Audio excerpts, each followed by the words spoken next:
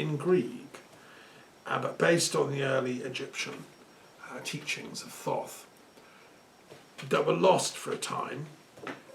They're really, really sacred to pagans all over the world, to philosophers.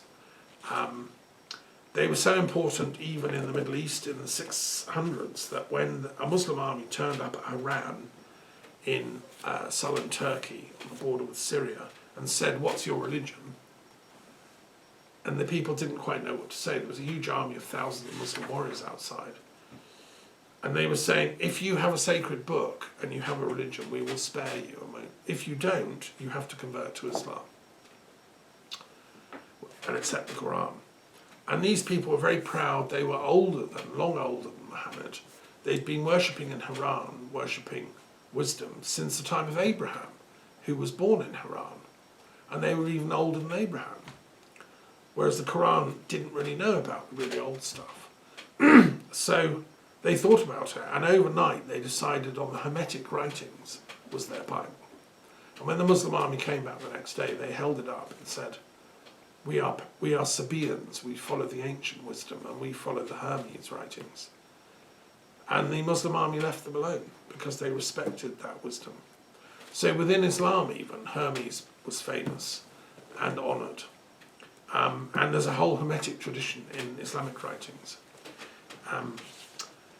Why was he associated with the moon? I think it's to do with the invention of numbers and writing, because we know that our ancestors in Africa and Europe and everywhere began recording the moon markings of the changes and the phases. They realised this was going on at least 40, 50,000 years ago, because we found bones that are notched with moon phases in caves not far from me here in the Dordogne, showing that our ancestors were fascinated by numbers and by the moon. And, you know, it was weird. It kept changing shape, position, size, but it followed a pattern. And in that, I think they saw the goddess changing shape, and that became very important in the Druid traditions and the ancient European pagan parts. In Egypt, it became known as Khonsu, the moon god. And therefore, the word for the moon is related to the word for mind. As our ancestors clocked the fact the moon was changing shape all the time, they in a sense began the invention of mathematics and music, which is a mathematical sound system. And so that became sacred, so the priesthoods had the knowledge of mathematics. Sheshat was the goddess of mathematics, and she was one of the consorts of Thoth. She had her own temples in Egypt. And they saw in mathematics a sort of symbol of the divine intelligence behind the universe, which is Thoth.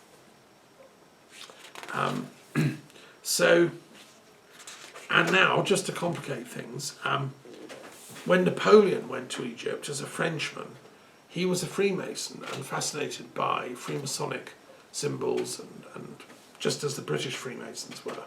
And he went to Egypt really to look up the ancient mysteries of the temples. Apparently he spent the night alone in the Great Pyramid. And when people asked him the next morning what he'd seen, he had like an ashen face and wouldn't talk about it. Now I've read that. I've not yet reconfirmed that by any scholarly biography of Napoleon, because nobody's ever written up his esoteric interests, but they were deep and profound. It was also Napoleon that gave to the USA, the young USA, his fellow Mason Thomas Jefferson, the whole of Western America. He sold to them Louisiana for very little, which made America a great power. Napoleon knew what he was doing. And when he went to Egypt, he took with him a whole army of geometers, savants, scientists and linguists, and they brought back the Rosetta Stone and translated it, and that's how we cracked hieroglyphs. Jean Pallion, who did it, was also a Freemason in France, not far from here. Now these people revered Thoth, and it is said that Freemasonry is a descendant of the ancient Egyptian mysteries. I think there's some truth to that. You know, you can read more about it in my text here. And then, just to make it even more exciting, one of the forms of Thoth, the name Khonsu, was also Yah, or even Yahweh. And when Moses was around, who was studying all these mysteries in Egypt and had learned hieroglyphs, learned writing, a prince of Egypt, discovered he was actually a Hebrew, meaning he was from the sort of desert tribe people. He wanted to be faithful to his ancestors and respect them. But he also honoured the learning he got from Egypt, particularly the learning about Thoth or Khonsu or Yahweh. And he brought out from Egypt with his band in the Exodus during the time of the expulsion by Ahmose, who probably was a friend initially of Moses, 1500 BC. He brought with him the secret knowledge of Yah, which is the secret-most teachings of the Qabalah, which is all about number and regularity and order. And many of the greatest mathematicians of medieval times and modern times have been Jewish. Now this fits with me, that they're secret worshippers of Thoth, or Hermes Trismegistus, without necessarily knowing it, because the knowledge I'm sharing here is very recent. James Cameron made a film called Exodus, based on the work of an Israeli archaeologist, Simcha Jakubowicz, who I greatly love. They've discovered new stuff in Egypt, showing that Moses lived 1500 BC, was a friend of Ahmose initially, and a worshipper of Yahweh Thoth, but didn't agree with what was going on and had to leave Egypt. And so Judaism is a sort of offshoot of Thoth knowledge. Now that makes total sense to me. And if it's true, and if we can prove it, and if we can find the lost Indiana Jones temple of scrolls where it says, yes, Thoth is Yahweh, yes, signed Moses, then it would pacify the whole Jewish, Islamic, Palestinian chaos that's going on. Because conventional Judaism doesn't understand that it's rooted in the cultural context of the people who are its neighbours. They have this myth that, we hate everything pagan. We hate everything that isn't, from Yahweh. Well, hang on. What if Yahweh was Thoth, a pagan moon god? What if Moses knew all that? What would Moses say now if he appeared and saw people in the name of Judaism persecuting and oppressing people just because they don't follow the right kind of Judaism, whatever? Because even within Judaism, liberals like me get persecuted. I think Moses would say, enough with all this. Let's have a big party and open the Golden Gate and let everyone find the inner Messiah and live happily ever after. And everyone get married to your divine beloved consort. That to me would be what Thoth would say, and Yahweh. So anyway, this is, deep stuff here. And if you don't believe what I'm saying, that's fine. Read the text. I've proved and documented it all with footnotes. Okay. The other thing to say about Thoth and why he's so important is during the Hermetic Renaissance in Europe, starting in Florence, great city of Tuscany, they finally got these Hermetic texts translated into Latin, rediscovered in an old monastery. And it totally blew the minds of the sages of Europe. Here in Renaissance France, Francis I, patron of Leonardo da Vinci, had them, read them, gave amazing help to people. Leonardo da Vinci knew about them. They were in love with the beauty of the world because of these Hermetic writings. Dr John Dee of London, who was my hero when I lived in London, we had an allotment opposite his burial place in Mortlake, and I've run conferences on John Dee. He was a Hermetic thinker. And it's out of this that modern Freemasonry grew, which is simply trying to measure up the divine intelligence. And out of that grew the modern scientific, revolution. Unfortunately, a lot of scientists don't know this. They poo-poo all this stuff. And they've invented total physicalism, as if the physical world's the only thing. But physicalism is not science. True scientific method is all-encompassing and includes the physics, but also the metaphysics of life. So anyway, that's why Thoth, we love him. The four of air. And he stands for safety, celebration, and home. Okay, so what form of God, Allah, could possibly equate to that. That is the question before us now. Well, it would have to be a Clio form, because again, Thoth is the god of wisdom, so it's a divine intelligence, I would say. And there are many amazing, Clio forms of Allah.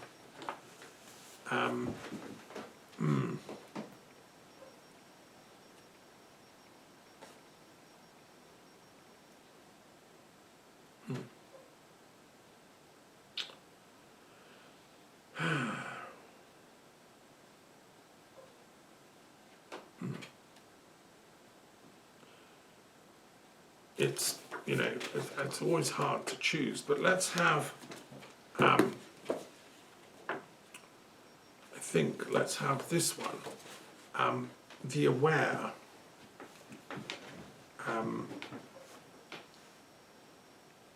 Al-Khabir, the 31st name of God, because awareness is at the root of human intelligence and also cosmic intelligence and animal intelligence.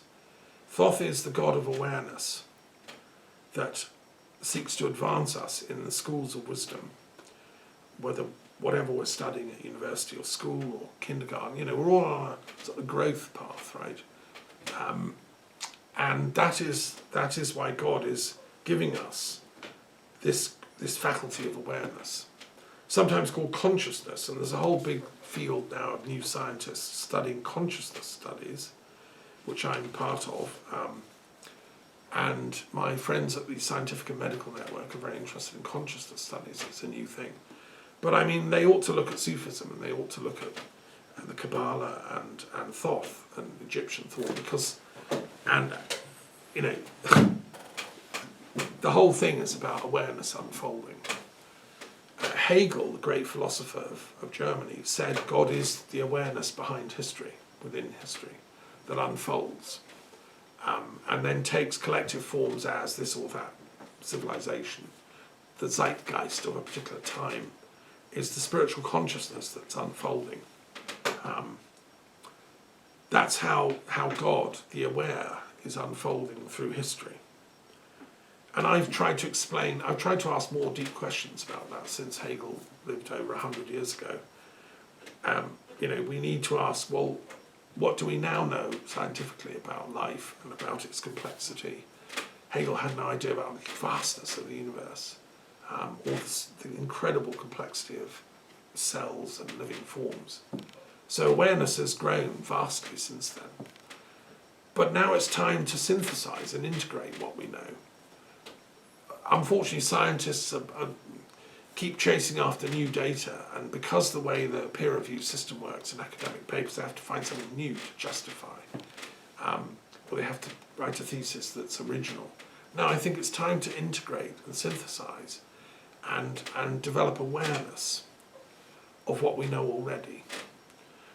And that is done through meditation and reflection. I'd like to see every academic in the world spend at least an hour a day in deep prayer and meditation. That's why Plato, who founded the academy, made his scholar students go and sit in the Temple of the Muses in Athens and just meditate on the incredibleness of knowledge. There's so much to be known. That's why Aristotle, his brightest student, said, all philosophy begins with wondering about things, And that attitude of true wonder cannot coexist with arrogance. Like, I know everything, so there's nothing you can tell me. We all have met people like that. They have no hearing left in them. There's no point teaching them because there's no room to teach them anything. Whereas true philosophers, there's always more to learn. I mean, Newton, one of my favourites, who, by the way, knew all about hermetics, knew about the Qabalah and all that, he sort of cracked the code of gravity to some extent, mathematically. But he said, there's so much more to find out. The more I know I don't know. And all I've been doing is tossing pebbles into the beach of the sea of knowledge, and all around me the great ocean of wisdom lies unexplored. That's a true sage who knows that there's so much to find out. Which is why I've tried in my own little way to add to that by writing the sequel to Principia Mathematica that he wrote. And I've called it Divine Mathematics, the philosophical principles of religious mathematics, which Newton, I'm sure, would love if he were around. Now, all this is made possible by God in the form of Al-Khabir, the one who is aware. I also think there are signs that God shows us, like synchronicities occur, which is God having fun with us. The awareness self-reveals through synchronicities, or through meetings or divine encounters, or you're Googling. Nowadays it's Googling and the internet, and you find you've been looking for something for years, and then suddenly there's a book title pops up in your feed, and that's what you've been looking for years. So I would like to think we're entering a phase of history now where we can all find, like musical chairs, we can all find a chair to sit on. Nobody's going to be left behind. The poor, the weak, the disabled, the oppressed, It's time for everyone to have a seat at the banquet of this time. That, I think, is what this purpose of this. All these teachers have been working for. That's why Thoth has been doing his thing. That's why God, Allah, spoke through Muhammad to bring these precious teachings to mankind. So anyway, that would be, I think, my marriage for Thoth. So all I can say in conclusion is thank you. Are there any questions or comments that you'd like to make? If anyone's got a question, go for it. I've been mainly listening, no questions yet. Okay, well, we can chat later, unofficially. I feel like there was a beautiful narrative running through. For me, the beginning, the creator, I saw light, just universal light. And then it kind of ended on a beautiful thread of Thoth being the moon, which was the reflection of that light. So it's almost like there's this beautiful dance of light just evolving, and it's I suppose it's polarity, isn't it? But our awareness, each time we find that awareness, we then find another way of reflecting that light, if that makes sense. So it's like a constant dance, which is where I went. Thank you. I just thought it was beautiful. Yeah, now we could choreograph that and turn it into a dance. That's what the arts are for, a piece of music. But I like that, thank you. That's very well perceived, because it begins with light, and then it indenses itself into matter, and then becomes the moon, which then reflects the light. And I mean, there are scientists now that say that without the moon, we humans and life on Earth wouldn't have existed. If you haven't seen it, watch the program called The Universe on Netflix, 4 episodes, which talks about the birth of the moon from this planet, ejected when we crashed into another planet at the early formation of the solar system. But that was what gave the Earth its tilt. And that in turn gave us the seasons, which has played a big role in the evolution of life. And some people say that planets that don't have the tilt, life can't evolve so well. So actually the moon is pretty central to the Earth life system. I suspend judgment, but that looks like the case. So, thank you. Yeah, how true. Okay, well, we'll stop there. We've done 4, and I think that's probably enough for tonight. But we'll resume next week. And thank you for listening.